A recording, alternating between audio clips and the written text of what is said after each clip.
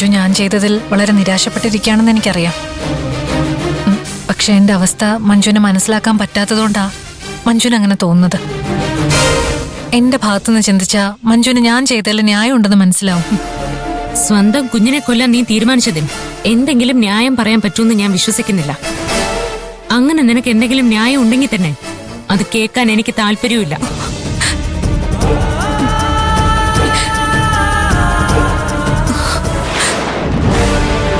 നിന്നെ വിശ്വസിക്കാൻ കൊള്ളില്ല എന്ന് നീ വീണ്ടും വീണ്ടും കാണിച്ചു തന്നോണ്ടിരിക്കാം.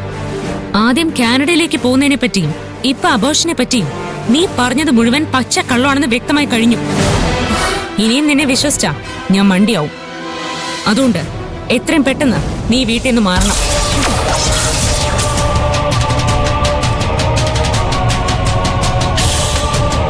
ഇവിടുത്തെ മാറാനോ? അതെ, ഇനിയും പ്രീതി ഇവിടെ തുടരുന്നത് ശരിയല്ല. എത്രയും പെട്ടെന്ന് ഒരു ഹോസ്റ്റൽ ശരിയാക്കി അങ്ങോട്ട് മാറണം. മഞ്ജുവിന് എന്റെ അവസ്ഥ നന്നായിട്ട് അറിയാലോ. അച്ഛനെ കൊന്നവരെ ഇപ്പോഴും അറസ്റ്റ് ചെയ്തിട്ടില്ല. ഞാൻ എങ്ങനെ ഒറ്റയ്ക്ക് കഴിയാ? എന്റെ ജീവന് ഭീഷണിയില്ലേ? അതിനെക്കുറിച്ച് ഞാൻ കാര്യമായിട്ട് ആലോചിച്ചു. ഗിരിയേട്ടൻ രാവിലെ ജോലിക്ക് പോയി കഴിഞ്ഞാ പിന്നെ സ്ത്രീകൾ മാത്രമുള്ള ഈ വീട്ടിൽ പ്രീതിക്ക് എന്ത് സുരക്ഷിതത്വം ഉള്ളത്? ഞങ്ങളുടെ പോലീസ് സ്റ്റേഷന്റെ തൊട്ടടുത്ത് ഒരു ലേഡീസ് ഹോസ്റ്റലുണ്ട്. അവിടെ പ്രീതി വളരെ സുരക്ഷിതയായിരിക്കും. സുരക്ഷയുടെ കാര്യം മാത്രമല്ല മഞ്ജു, എനിക്കിപ്പോ ഒരു കുടുംബത്തിന്റെ സപ്പോർട്ട് ആവശ്യമുണ്ട്. അച്ഛൻ മരിച്ചതിന് ശേഷം പോയവരൊക്കെ പോയി പ്രീതി. ഇനിയും അതിനെക്കുറിച്ച് സംസാരിച്ചിട്ട് ഒരു കാര്യമില്ല.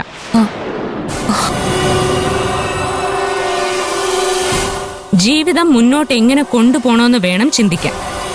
ഞങ്ങളുടെ തണലിൽ കഴിഞ്ഞിട്ട് പ്രീതിക്ക് ഒരു ഗുണവും കിട്ടാൻ പോകുന്നില്ല. കാനഡയിലേക്ക് പ്രീതി തനിച്ചല്ലേ പോകുന്നത്? അവിടെ സഹായത്തിന് ഞങ്ങൾ ആരും ഉണ്ടാവില്ല. അപ്പൊ പിന്നെ അവിടെ ജീവിക്കാൻ പോകുന്നത് പോലെ ഇവിടെയും ആരെ ആശ്രയിക്കാതെ ജീവിച്ച് ശീലിച്ചൂടെ? അതാവുമ്പോ പ്രീതിക്ക് ഉപകാരപ്പെടും. പ്രീതി വെറുതെ ഇവിടുന്ന് താമസം മാറാതിരിക്കാനുള്ള കാരണങ്ങൾ കണ്ടുപിടിച്ചുകൊണ്ടേയിരിക്കണ്ട. അതുകൊണ്ട് ഒരു കാര്യവും ഉണ്ടാവില്ല. ഞാൻ തീരുമാനിച്ചു കഴിഞ്ഞു. പ്രീതി മാറിയേ പറ്റൂ. അങ്ങനെ മഞ്ജു ഒറ്റയ്ക്ക് തീരുമാനം എടുത്താൽ ശരിയാവോ? പിന്നെ ആര് തീരുമാനം എടുക്കണം? അമ്മ അല്ലെങ്കിലേ നിന്നെ ഇവിടുന്ന് പുറത്താക്കണമെന്ന് പറഞ്ഞ ഒറ്റ കാലിൽ നിൽക്കുക. നീ പോവാണെന്ന് പറഞ്ഞ അമ്മയ്ക്ക് സന്തോഷാവത്തേ ഉള്ളൂ. ഗിരിയേട്ടനോ? ഗിരിയേട്ടന് സന്തോഷാവെന്ന് പറഞ്ഞോ? എനിക്ക് തോന്നുന്നില്ല. കാരണം ഞാൻ പോകുന്നതിൽ ഗിരിയേട്ടന് ഒട്ടും താല്പര്യം ഉണ്ടാവില്ല.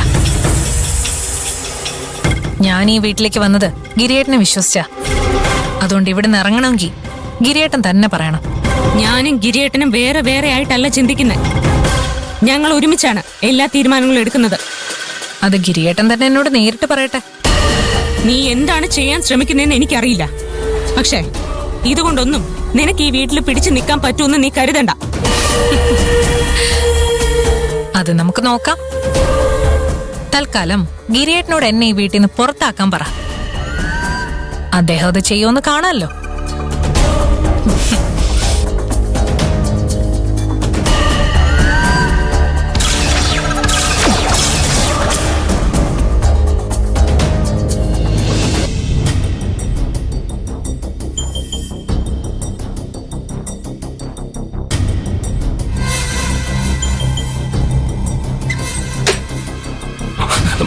എന്തുപറ്റി? പ്രീതിയോടെല്ലാം പറഞ്ഞില്ലേ? പറഞ്ഞു. അവൾ എന്നത്തേക്ക് മാറുമെന്നാ പറഞ്ഞത്? അവക്ക് അങ്ങനെ ഒരു ഉദ്ദേശമില്ല. ഞാൻ അവളോട് മാറാൻ പറഞ്ഞപ്പോ ഗിരിയേട്ടൻ പറഞ്ഞാൽ മാത്രമേ മാറൂന്നാ അവള് പറഞ്ഞത്.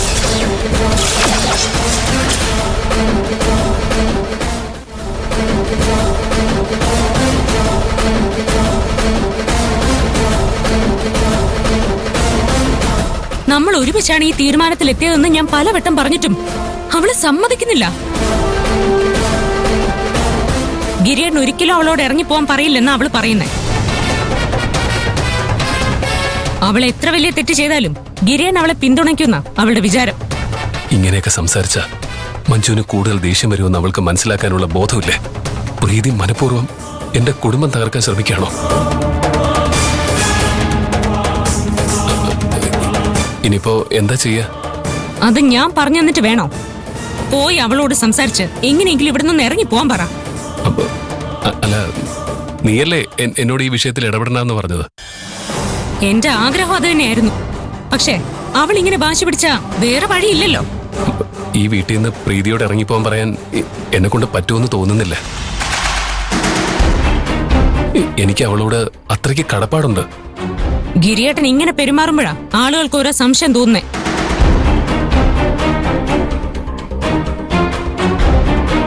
ഗിരിയേട്ടൻ സത്യം പറ, എന്റെ അടുത്തുനിന്ന് എന്തെങ്കിലും ഒളിക്കുന്നുണ്ടോ?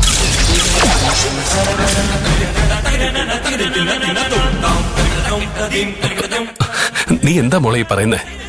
ഞാൻ എന്ത് ഒളിക്കാനാ? അറിയില്ല. പക്ഷേ ഗിരിയൻ അവളോട് കാണിക്കുന്നത് നന്ദിയല്ല, ഭയമാണെന്ന് എനിക്ക് തോന്നുന്നേ. ഗിരിയേട്ടനെ പ്രീതി എന്തെങ്കിലും പറഞ്ഞ് ഭീഷണിപ്പെടുത്തുന്നുണ്ടോ?